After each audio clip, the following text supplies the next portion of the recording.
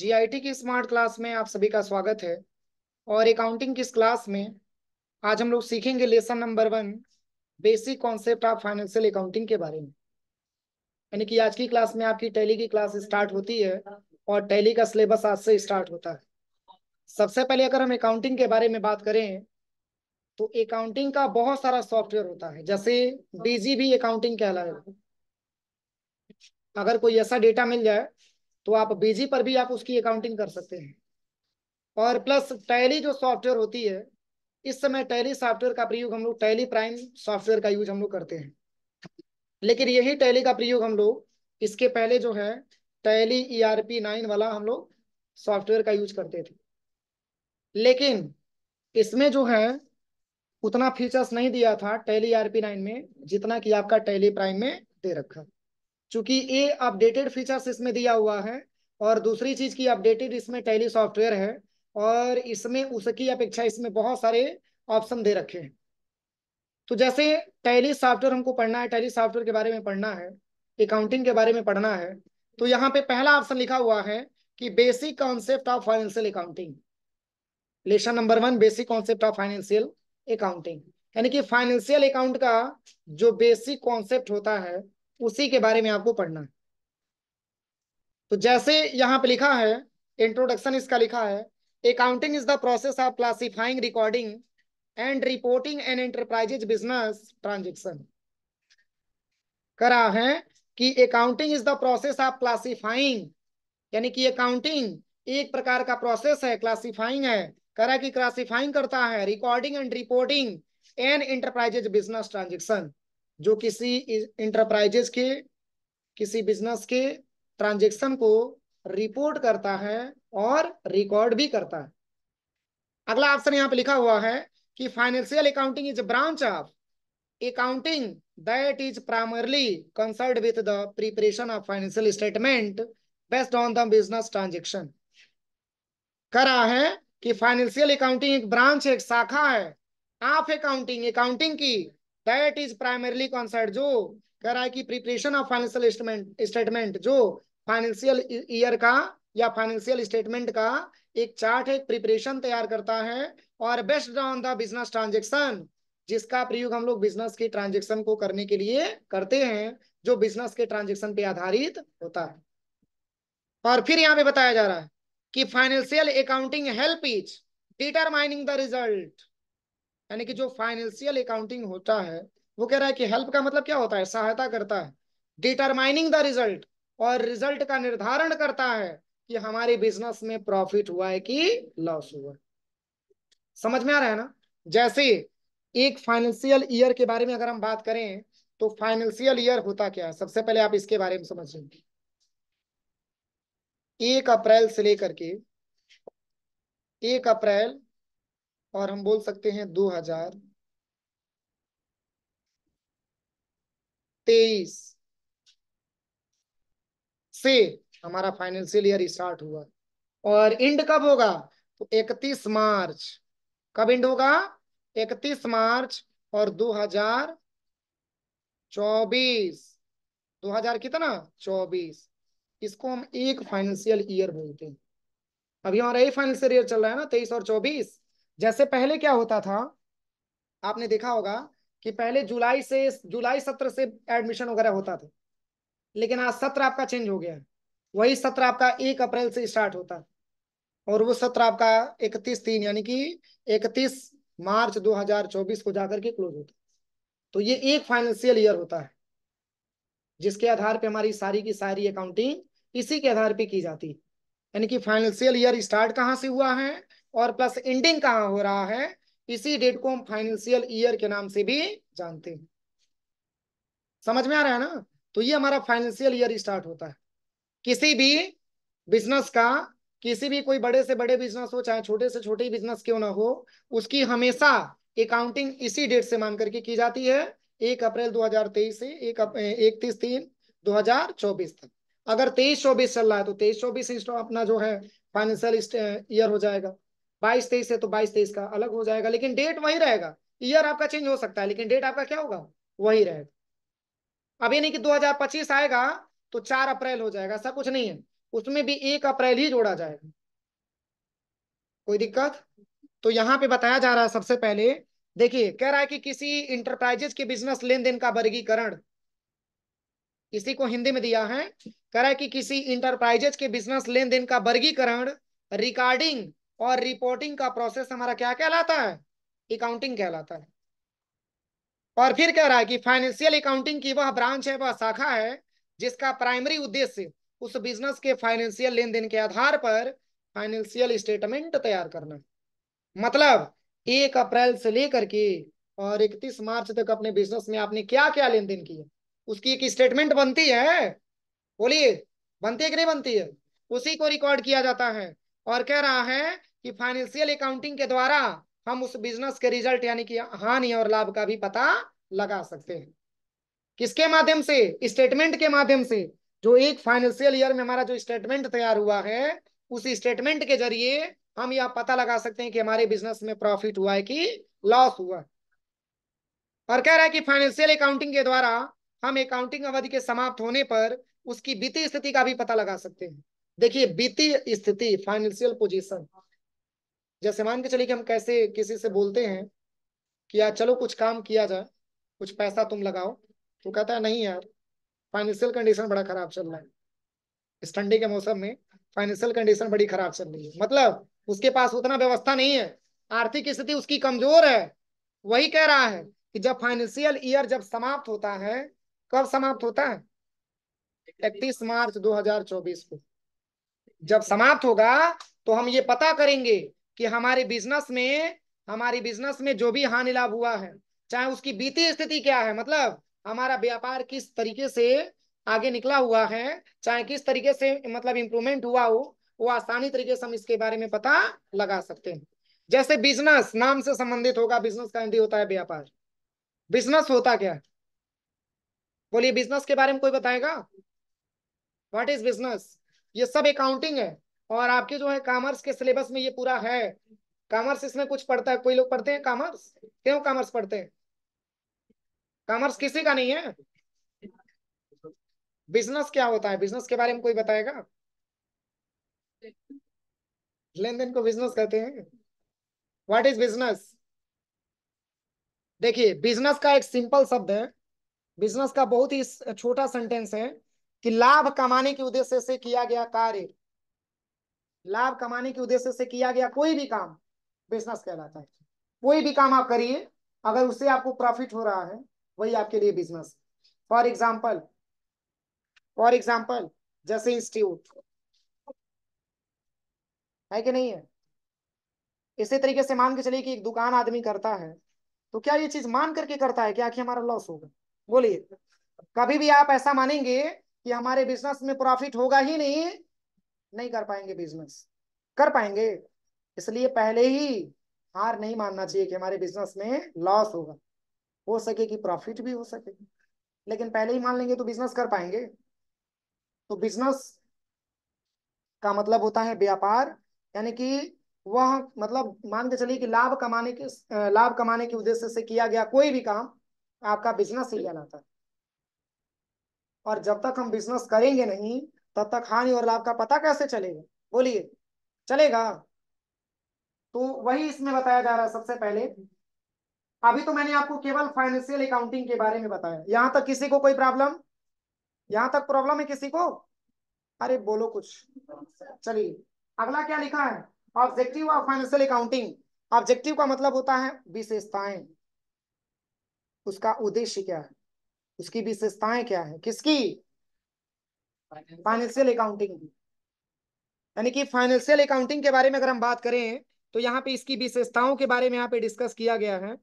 देखिए कह रहा है कि ऑब्जेक्टिव ऑफ फाइनेंशियल अकाउंटिंग, देखिए यहाँ पे बताया जा रहा है सबसे पहले, कह रहा है कि पहला पॉइंट यहाँ पे दिया है कि किसी अकाउंटिंग पीरियड में होने वाले प्रॉफिट या लॉस को निर्धारित करना।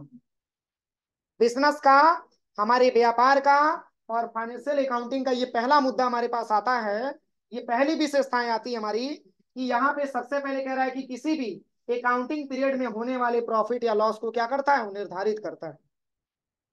एक विशेषता ये भी हमारी अकाउंटिंग की कि वो हम आसानी तरीके से इसको डिटरमाइन कर पाते हैं, यानी कि इसको हम आसानी तरीके से जो है अकाउंटिंग पीरियड में होने वाले प्रॉफिट और लॉस को क्या कर पाते हैं, निर्धारण कर पाते हैं कि हमारे बिजनेस में प्रॉफिट हुआ है कि लॉस हुआ। ये पहली विशेषता है किसकी, फाइनेंशियल अकाउंटिंग की। और सेकंड पॉइंट यहाँ पे है, कह रहे कि अकाउंटिंग पीरियड के समाप्त होने पर बिजनेस की फाइनेंशियल पोजीशन का पता लगाना। जैसे मान के चलिए हमारा बिजनेस स्टार्ट हुआ 1 अप्रैल 2023 को, खत्म कब होगा, 31 मार्च 2024, यही फाइनेंशियल ईयर है ना। उसी फाइनेंशियल ईयर जब हमारा एंड होता है तब हम ये ज्ञात करते हैं कि हमारे बिजनेस में प्रॉफिट हुआ है कि लॉस हुआ है। वही बातें इसमें बताया जा रहा है कि अकाउंटिंग पीरियड के समाप्त होने पर बिजनेस की फाइनेंशियल पोजीशन का पता लगाना। मतलब हमारी जो बीती स्थिति है वो किस ट्रैक पे गया हुआ है, ये हम तभी जांच सकते हैं जब हमारा फाइनेंशियल ईयर एंड हो रहा हो। कोई दिक्कत। अब चलिए तीसरा पॉइंट यहाँ पे दिया है, कह रहा है कि किसी भी बिजनेस के ऑनर, इन्वेस्टर, इंप्लाई, गवर्नमेंट या दूसरी इंटरेस्टेड पार्टीज की जरूरत के अनुसार फाइनेंशियल इंफॉर्मेशन एक रिपोर्ट तैयार करना। यहाँ पे बताया जा रहा है कि किसी बिजनेस के ऑनर का मतलब मालिक, किसी बिजनेस के मालिक, और कह रहा है कि इन्वेस्टर जो पैसा इन्वेस्टमेंट किया है, और कह रहा है कि और भी कोई इंप्लाई है या गवर्नमेंट है या कोई ऐसी पार्टी है जो हमारे हमारे के मतलब मेरे से क्या करती है, वो बिजनेस करती है। कह रहा है कि उसकी जरूरत के अनुसार एक फाइनेंशियल इंफॉर्मेशन यानी कि रिपोर्ट हम तैयार करते हैं। ये भी हमारी विशेषताओं में ही आता है, क्योंकि उस रिपोर्ट से आपको ये पता चलेगा कि आपका बिजनेस किस ट्रैक पे गया हुआ है, या कि आपकी बिजनेस में क्या आमदनी हुई है या खर्चे क्या हुए हैं। ये आसानी तरीके से एक रिपोर्ट जनरेट करेंगे तो निकल करके चला है। यहाँ तक कोई दिक्कत, बोलिए। अगला क्या पॉइंट है, advantage of financial accounting. Advantage का मतलब क्या होता है, लाभ। एडवांटेज का मतलब लाभ, यानी कि अगर हम बात करें सबसे पहले फाइनेंशियल अकाउंटिंग के बारे में, तो फाइनेंशियल अकाउंटिंग के लाभ कौन कौन से हैं। तो देखिए इसमें पहला पॉइंट लिखा हुआ है, रिकॉर्ड द बिजनेस ट्रांजेक्शन। इसमें पहला प्रॉफिट ये है, इसकी पहली एडवांटेज ये है कि हम अपनी प्रत्येक बिजनेस में होने वाले ट्रांजेक्शन को क्या करते हैं, रिकॉर्ड करते हैं। क्या करते हैं, रिकॉर्ड करते हैं। ये भी एडवांटेज, एक प्रकार का लाभ है। सेकंड क्या पॉइंट है, तो डिटर्मिनेशन ऑफ प्रॉफिट और लॉस। डिटर्मिनेशन का मतलब होता है निर्धारण। क्या होता है, निर्धारण। हम अपनी बिजनेस में ये निर्धारण करते हैं कि हमारे बिजनेस में प्रॉफिट हुआ है या लॉस हुआ है। फिर तीसरा क्या पॉइंट दिया है, तीसरा कह रहा है डिटर्मिनेशन ऑफ बिजनेस। अपनी बिजनेस का हम निर्धारण करते हैं कि हमारा बिजनेस किस ट्रैक पे जा रहा है। फिर अगला क्या लिखा है, ट्रैक प्रोग्रेस ऑफ बिजनेस। हमारा बिजनेस किस ट्रैक पे जा रहा है उसको प्रोग्रेसिव रिपोर्ट क्या है उसको भी हम ट्रैक कर पाते हैं। ये सब हमारे एडवांटेज है। अगला क्या पॉइंट है, तो कह रहा है कि कॉम्प्लीमेंट्स विद लीगल रिक्वायरमेंट। मतलब हम जो भी अपना व्यापार करते हैं, जो भी हम अपना बिजनेस करते हैं, एक लीगल रिक्वायरमेंट के हिसाब से करते हैं। यानी कि एक अस्तित्व हमारा होता है व्यापार में। जैसे लीगल के बारे में बात किया जाए तो लीगल और लीगल आता है और अनलीगल आता है, इनलीगल, दो ऑप्शन आते हैं।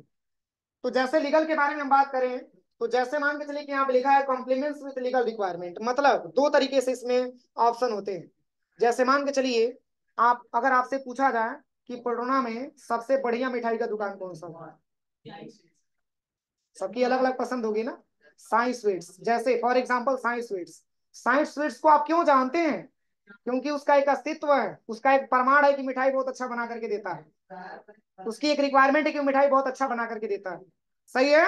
और दूसरी चीज, ये तो हो गया मान के चलिए लीगल रिक्वायरमेंट के बारे में बात करें तो ये तो मान के चलिए कि उसकी प्रोडक्ट के हिसाब से सबको इसकी पहचान कर रहा है। क्या साई स्वीट्स के मालिक का नाम कोई जानता है, ये पता है कि हाँ उसका दुकान है, उसके दुकान पे बहुत अच्छे मिठाइयों की बिक्री होती है। तो वो तो मान के चलिए कि अपने प्रोडक्ट के हिसाब से उसकी रिक्वायरमेंट आ गई कि उसकी प्रोडक्ट बहुत अच्छा है। ये रिक्वायरमेंट के हिसाब से साई स्वीट्स पेट्रोना में प्रसिद्ध है, पहली कंडीशन।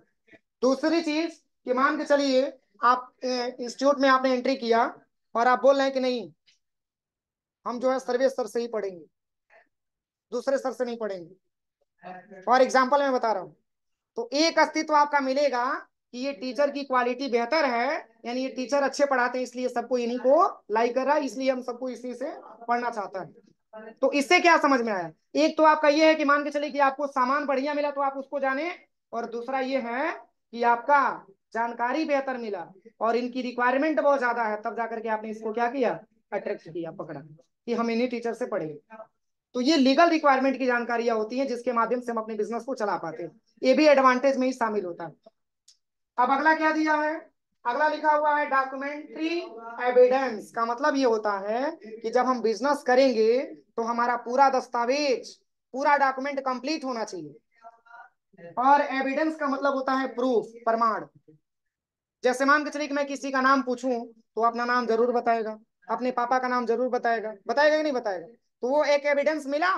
तो ऐसे ही बिजनेसमैन कोई है, वो अपना जीएसटी के पोर्टल पर रजिस्ट्रेशन करवाया है कि नहीं करवाया है, उसका कोई डॉक्यूमेंट है कि नहीं है, वो अपना बिजनेस एस्टेब्लिश किया है तो उसका एक कागज बना है कि नहीं बना है, तो वो पूरा प्रमाण उसके पास क्या होना चाहिए, अवेलेबल होना चाहिए। इनकेस मान के चलिए कि अगर उसकी बिजनेस में कोई प्रॉब्लम आती है तो आप आसानी तरीके से उस डॉक्यूमेंट को दिखा करके आप ये समझ सकें कि हमारा बिजनेस लीगल है, इनलीगल नहीं, कोई दिक्कत। तो ये सब हमारे एडवांटेज के अंतर्गत आते हैं। किसके एडवांटेज है ये, फाइनेंशियल अकाउंटिंग के एडवांटेज। अगला क्या दिया है, तो अगला आपका लिखा हुआ है phase of the accounting cycle. अब अकाउंटिंग साइकिल का फेज भी है, अकाउंटिंग साइकिल का बहुत सारा फेज है, देखिए यहाँ पे दिया भी है, कह रहा है कि the following chart will depict the different phase process of the accounting cycle is shows in chart 1.1। कह रहा है कि जो आपकी अकाउंटिंग का जो साइकिल होता है, अकाउंटिंग का जो फेज होता है, उसको चार्ट में इंसर्ट करा के दिखाया गया है।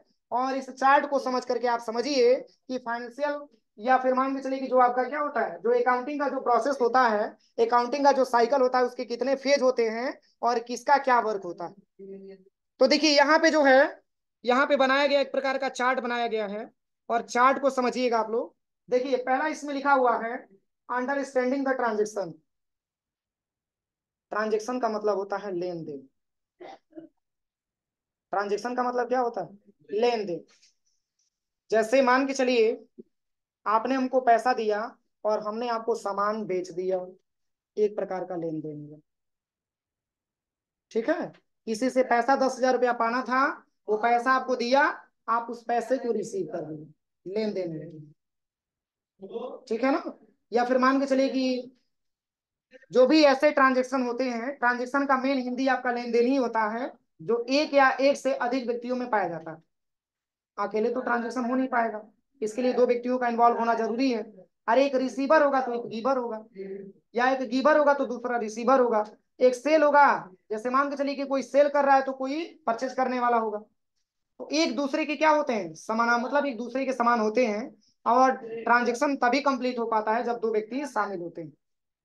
तो यहाँ पे कह रहा है कि अंडरस्टैंडिंग द ट्रांजेक्शन, किसी भी ट्रांजेक्शन को हम रिकॉर्ड करें किसी भी वाउचर में, लेकिन ये जरूरी है कि सबसे पहले उस ट्रांजेक्शन को हम क्या करें, समझें, क्या करें, समझें। और फिर कह रहा है कि जर्नल एंट्री, इसमें जर्नल का स्पेलिंग JOUR लिखा हुआ है, जनरल नहीं है। ये जर्नल का मतलब होता है रोजनामचा। रोजनामचा का मतलब जो नित्य, मतलब डे बाई जो आपका एक्सपेंस हो रहा है, इनकम हो रहा है, चाहे जो भी आपके बिजनेस में जो डेली आपका हो रहा है प्रोसेस, उसी के हम क्या करते हैं, एंट्री करते हैं, उसको हम जर्नल एंट्री बोलते हैं। तो कह रहा है कि पहला अंडरस्टैंडिंग द ट्रांजेक्शन, अपनी ट्रांजेक्शन को हम समझेंगे और देन उसकी जर्नल एंट्री करेंगे, और तब दे रहा है लेजर पोस्टिंग, और तब जाकर के हम उसका लेजर पोस्टिंग करेंगे। फॉर एग्जाम्पल, जैसे मान के चलिए कि हमारे पास पासबुक है, तो क्या हमारा एक पर्सनल खाता बना होगा, एक पर्सनल लेजर बना होगा ना। तो ऐसा नहीं है कि हम बैंक में जाएंगे कि भैया हमारा स्टेटमेंट निकाल करके दे दीजिए, तो कोई और लेजर खोल करके स्टेटमेंट निकाल के देगा, ले स्टेटमेंट तो मेरा ही निकालेगा ना, मेरा ही तो लेजर ओपन करेगा। तो एक खुद का लेजर भी आपको क्रिएट करना होता है, उसकी लेजर की भी पोस्टिंग आपको करनी होती है। या फिर मान के चले कि आप अपने बैंक में चले गए, आपने पैसा जमा करने चला गया, तो ऐसा तो है नहीं कि आपका पैसा किसी और के खाते में ट्रांसफर कर देगा, वो आप ही का अकाउंट खोलेगा, आप ही का लेजर खोलेगा, तब आपका पैसा उसमें क्या करेगा, दिखा देगा, पेमेंट कर देगा वो। या कहीं ट्रांसफर करना है तो आप अपने अकाउंट से उसको ट्रांसफर करवा सकते हैं, लेकिन मेन तो लेजर आप ही का खोलेगा ना। तो वही कह रहा है कि इसके बाद से हम उसका क्या करते हैं, लेजर पोस्टिंग करते हैं। अब इसके बाद से लिखा हुआ है ट्रायल बैलेंस। एक ट्रायल बैलेंस ये होता है कि ट्रायल बैलेंस में हम ये जांच कर सकते हैं कि हमारे बिजनेस में प्रॉफिट हुआ है कि लॉस हुआ है, एक प्रकार का स्टेटमेंट है जिससे हम पता कर सकते हैं। ट्रायल बैलेंस एक प्रकार का क्या है, स्टेटमेंट है, और ये भी एक प्रकार का स्टेटमेंट है, और ये भी एक प्रकार का स्टेटमेंट। मतलब जब हमारी लेजर पोस्टिंग कंप्लीट हो जाएगी तब हम ये जांच करेंगे ट्रायल बैलेंस के माध्यम से कि हमारा ट्रायल बैलेंस बना करके ये जांच करेंगे कि हमारे बिजनेस किस ट्रैक पे जा रहा है या उसका स्टेटमेंट हमारा कैसे दिखा रहा है। उसके बाद से तब हमारी प्रॉफिट एंड लॉस की अकाउंट बनती है, ये जांच करने के लिए कि हमारे बिजनेस में प्रॉफिट हुआ है कि लॉस हुआ है। ये सब फेज हैं किसके? अकाउंटिंग के। सब अकाउंटिंग के फेज हैं। अब उसके बाद से हमारे पास लास्ट में बैलेंस शीट क्रिएट होकर के आता है, जो एक प्रकार का हमारा बैलेंस शीट एक स्टेटमेंट होता है। यही हमारी अकाउंटिंग के क्या होते हैं? फेज होते हैं। इतने सारे फेज होते हैं। पहला क्या है? अंडरस्टैंडिंग द ट्रांजेक्शन, और सेकंड है जर्नल एंट्री, और थर्ड है लेजर पोस्टिंग। इसके बाद से ट्रायल बैलेंस, इसके बाद से प्रॉफिट एंड लॉस अकाउंट, और इसके बाद से आता है बैलेंस शीट। यहां तक किसी को कोई प्रॉब्लम है? बोलिए। चलिए, केवल ऐसे ही करोगे आप लोग, नहीं बोल सकते हो? ये रख करके आते हो क्या घर पे कि नहीं बोलना है 3 बजे के बैच में? अरे यार, जब तक बोलोगे नहीं क्या पता चलेगा समझ में आया कि नहीं आया? बोलना पड़ेगा ना। नींद आ रहा है क्या? चलिए, अगला क्या दिया है। अब इसके बाद से अगला ऑप्शन के बारे में समझते हैं। बात नहीं, अकाउंटिंग टर्म क्या आता है? अकाउंटिंग टर्म, यानी कि अकाउंटिंग के कौन कौन से टर्म होते हैं, वो सारा का सारा यहाँ पे दिया हुआ है। देखिए, इसमें पहला लिखा हुआ है अकाउंट। अकाउंट को हिंदी में क्या बोला जाता है? खाता। कितने प्रकार का होता है? सब इसमें बता रहे हैं। देखिए कितने प्रकार के खाते होते हैं और अकाउंट होता क्या है।